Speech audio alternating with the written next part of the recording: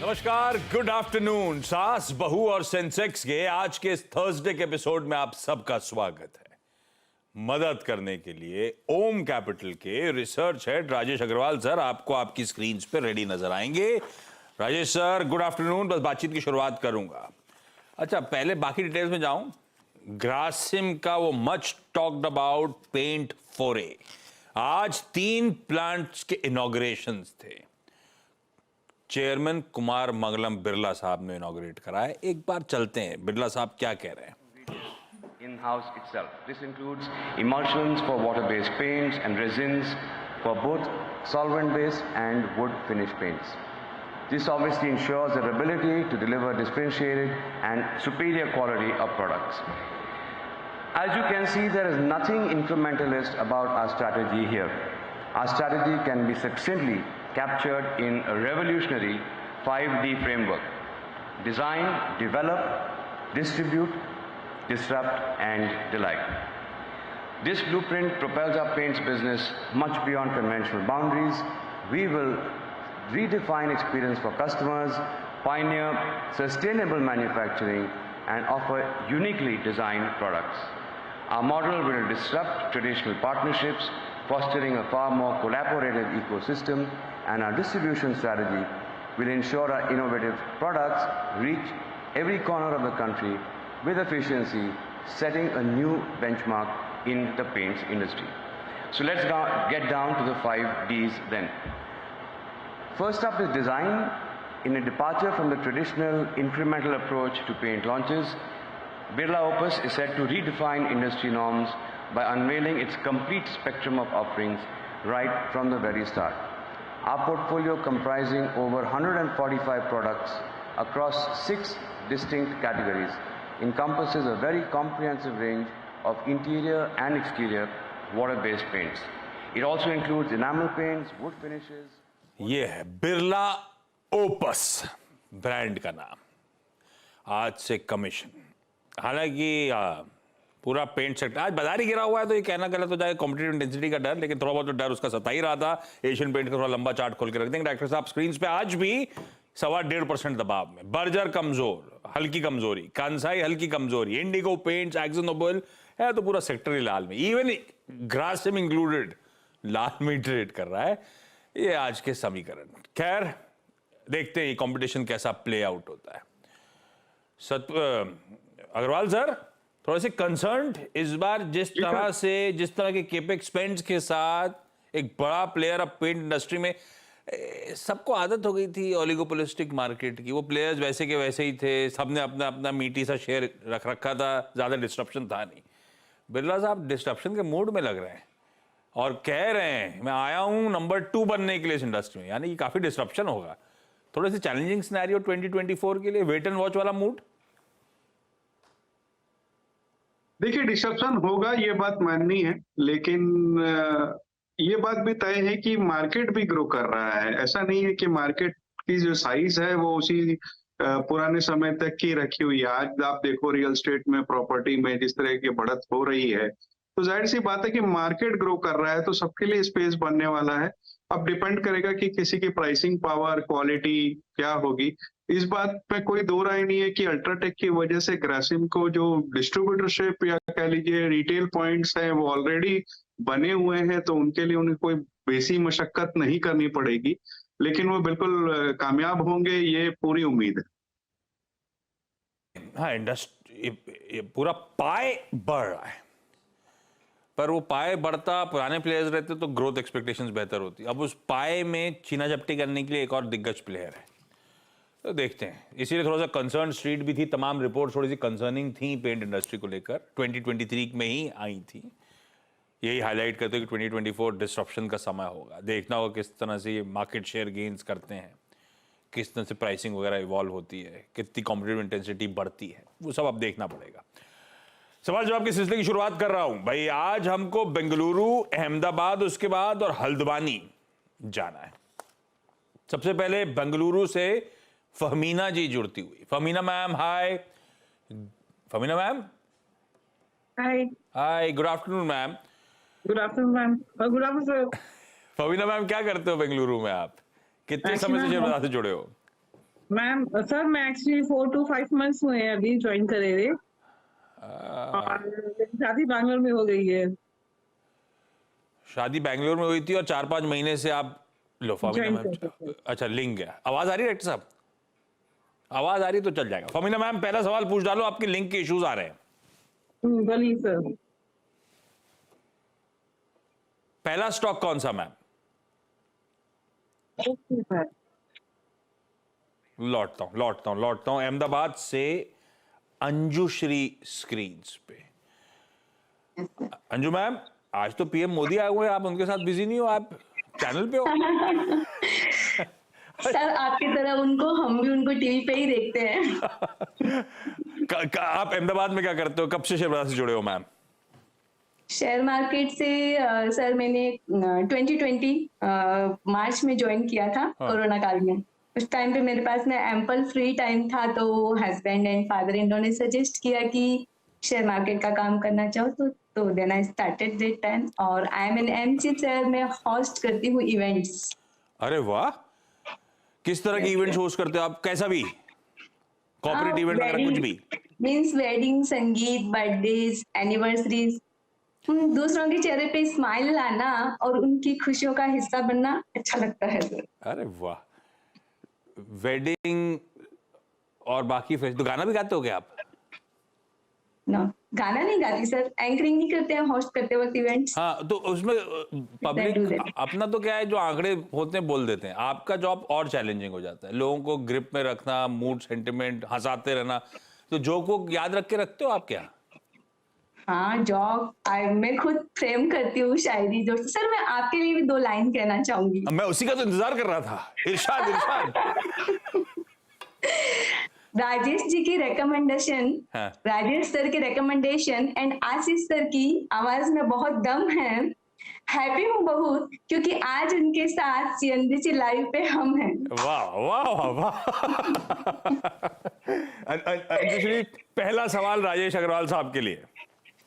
Yes sir, मैंने हिंडाल्को लिए थे 514 पे 50 शेयर्स। ये अभी 13 फेब को जब रिजल्ट आया था तभी लिए थे, और 2-3 दिन पहले प्राइस गिर रहा था, तो मुझे लगा था कि शायद उस दिन कुछ एक्शन आए। और कल आपने सीधा सौदा में भी रेकमेंड किया था, तो प्राइस में वो आईपीओ आना था नोवेलिस का। यस हाँ, तो पर प्राइस उसके बाद में भी चल के एक्शन नहीं दिया है। नहीं हुआ सर। नहीं चल रहा है। नहीं, रिकमेंड तो नहीं करा था, हाईलाइट करता है। सीधा सौदा में रिकमेंडेशन नहीं करते, सिर्फ बताते हैं क्या क्या है, लेकिन बिल्कुल ठीक है, चल नहीं रहा है। तो राजेश अग्रवाल सर, कुछ तो इश्यू है।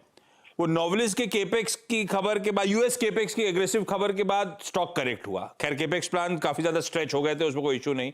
पर ब्रोकरेजेस कह रही थी जो केपेक्स कर रहे हैं बड़ा फ्रूटफुल, बहुत अच्छा केपेक्स है इनके लिए।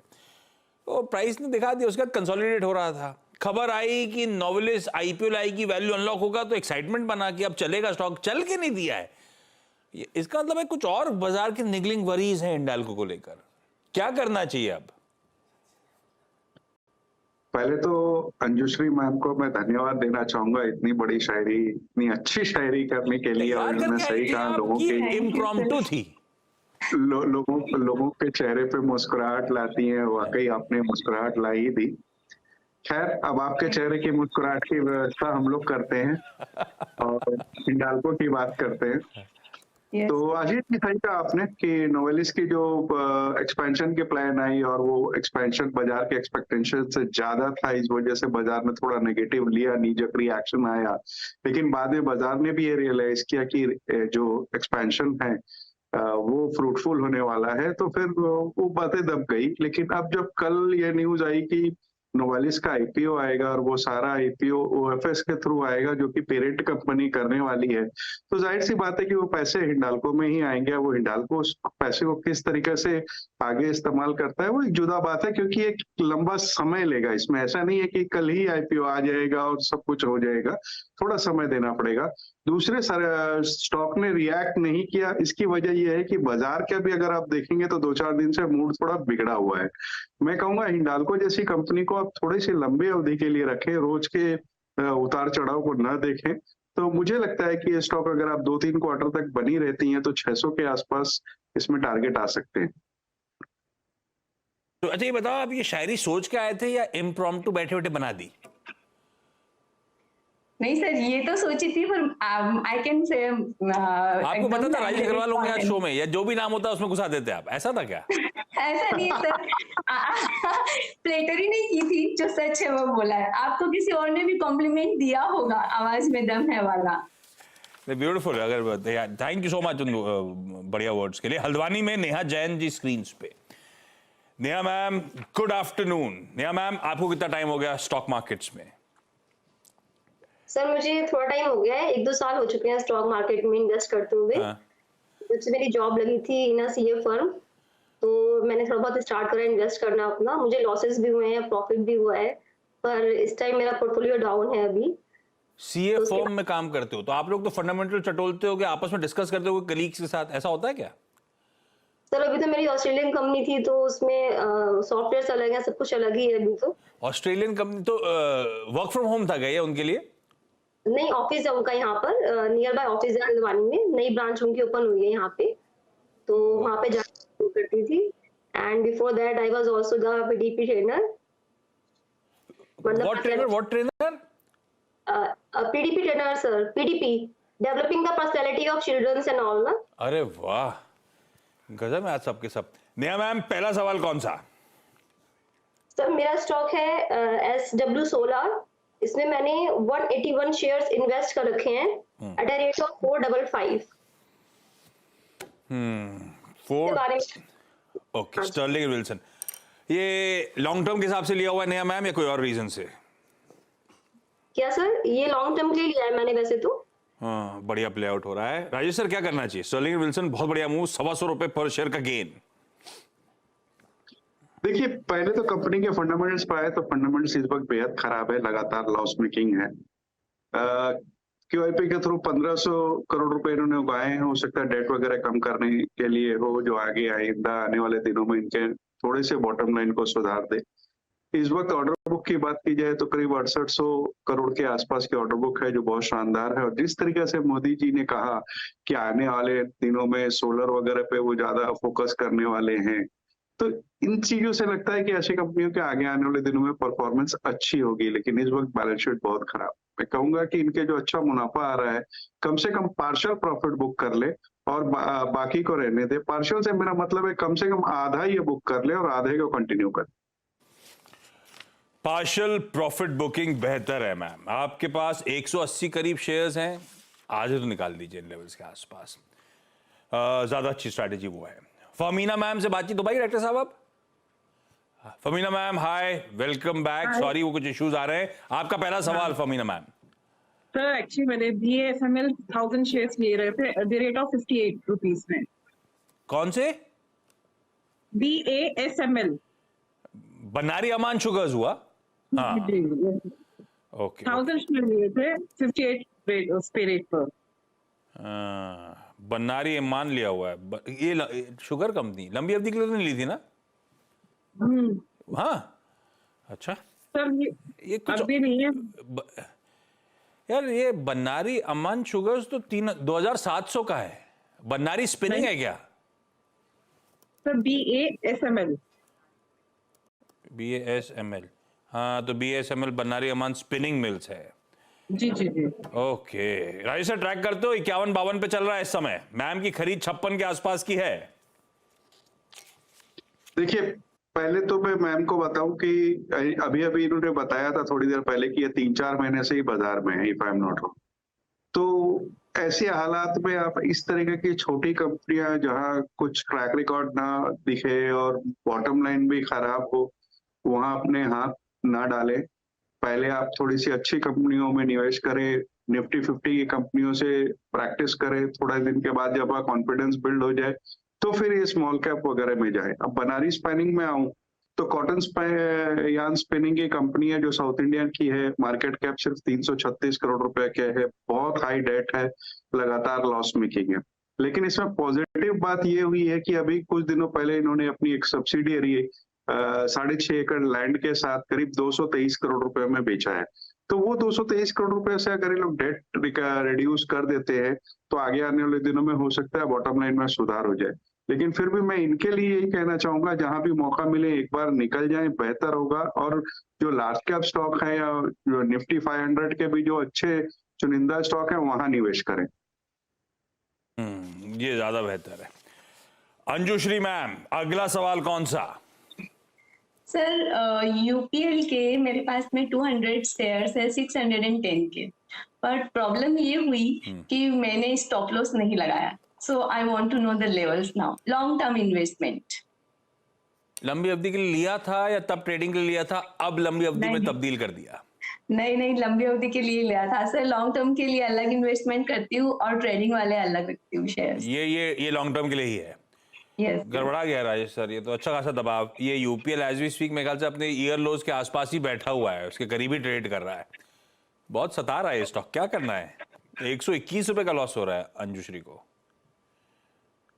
देखिए, दो चीजें हैं। पहले तो जब ये लॉन्ग टर्म के इन्वेस्टमेंट की बात कर रही है, तो लॉन्ग टर्म में मेरा हिसाब से अगर फंडामेंटली साउंड कंपनियां हैं तो वहां पे स्टॉप लॉस की कोई थ्योरी आती नहीं है। स्टॉप लॉस की थ्योरी आपकी ट्रेडिंग या स्विंग ट्रेड्स में आती है मेरे हिसाब से।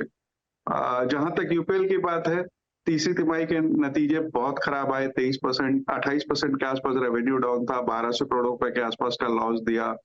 डेट बहुत ज्यादा है, करीब 3.7 बिलियन डॉलर के आसपास। हालांकि ये कुछ रुपए उठाने की कोशिश कर रहे हैं डेट रिड्यूस करने के। अदरवाइज अगर आप देखो, डेट की अगर दिक्कत ना हो, कंपनी बहुत शानदार है, बहुत अच्छा प्रोडक्ट प्रोफाइल है, न केवल देश में बल्कि विदेशों में भी काम कर रहे हैं। अगर इनका डेट थोड़ा रिड्यूस हो जाता है तो मेरे ख्याल से वापस ट्रैक पे कंपनी आ जाएगी। इस वक्त इसमें दिक्कत है। अब चूंकि आपने स्टॉप लॉस पूछा है और इतने दिनों से आप इंतजार कर रही है, तो मैं कहूंगा 448 रुपए का लास्ट आप स्टॉप लॉस रखें। अगर वो टूट जाए तो निकल जाइए। 448, 448 का स्टॉप है भैया। 448 मेरे ख्याल से उसी के ईयर लोज भी वहीं कहीं बैठते हैं। खैर, नेहा मैम, अगला सवाल कौन सा? सर मेरा सवाल है हैप्पीएस्ट माइंड्स पे। ओके। 14 शेयर्स बाय कर रखे हैं at a rate of 1304। Long term Neha ma'am? हाँ जी सर, ये लॉन्ग टर्म मेरा। ठीक है, पूरा आईटी करेक्ट हो गया, ऊपर फंस गए हम लोग, सीधी बात। क्या करना चाहिए राजेश सर? कोई होप्स 2024 में लॉसेस रिड्यूस होंगे या अभी मुश्किल हो गया है, बहुत दूर हो गई कहानी? देखिए, बहुत शानदार कंपनी है, डिजिटल सॉल्यूशन प्रोवाइड करती है, प्रमोटर अच्छे हैं और सबसे अच्छी बात है कि ऑर्गेनिक ग्रोथ पे ये फोकस करी हुई है। मैनेजमेंट ने ये सीधे सीधे कहा है कि 2031 तक $1 बिलियन का रेवेन्यू के टारगेट वो अचीव करेंगे।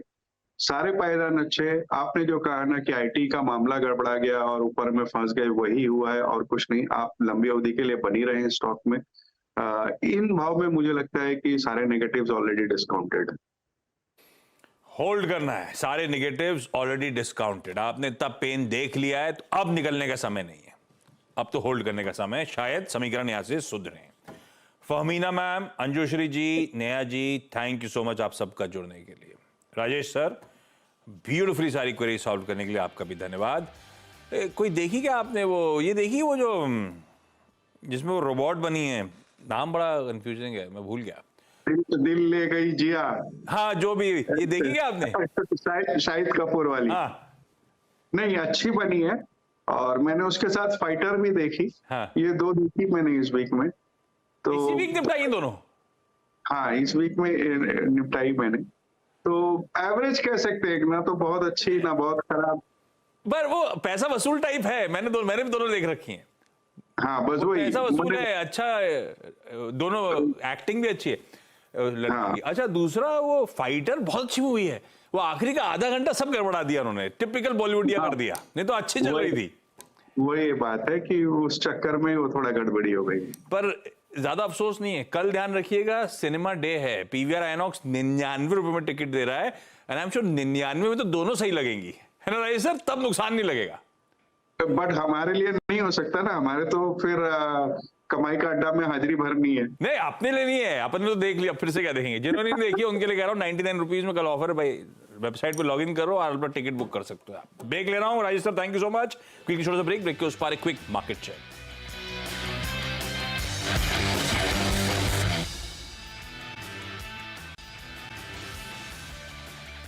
ब्रेक के बाद आप सबका स्वागत है।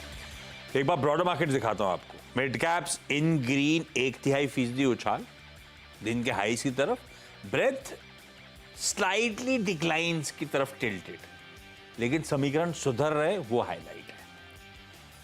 खैर बाजार थोड़ा सा गड़बड़ाता है तो हम सबको थोड़ी धक धक बढ़ जाती है। ऐसे में कोई एक्सपर्ट एडवाइस दे दे अपने स्टॉक्स पे, अपने पोर्टफोलियो पे, तो भरोसा बढ़ने लगता है। तो दाइए जरा प्लेट है क्या बस आपसे कुछ ही देर बाद आवाज़ के सारे सोशल मीडिया प्लेटफॉर्म्स पे, यूट्यूब, फेसबुक, ट्विटर और इंस्टाग्राम पे गावा सर के साथ लेकर आऊँगा चाचा भतीजा और निफ्टी। तो बस ये शो ख़त्म कर रहा हूँ, ऊपर जा रहा हूँ, ऊपर मतलब ऊपर की फ्लोर पे, और चाचा भतीजा निफ्टी की शुरुआत करेंगे। नमस्कार। बता दें कि मनी कंट्रोल पर दिए गए विचार एक्सपर्ट्स के अपने निजी विचार होते हैं। वेबसाइट या मैनेजमेंट इसके लिए उत्तरदायी नहीं है। यूजर्स को मनी कंट्रोल की सलाह है कि कोई भी निवेश निर्णय लेने से पहले सर्टिफाइड एक्सपर्ट की सलाह लें।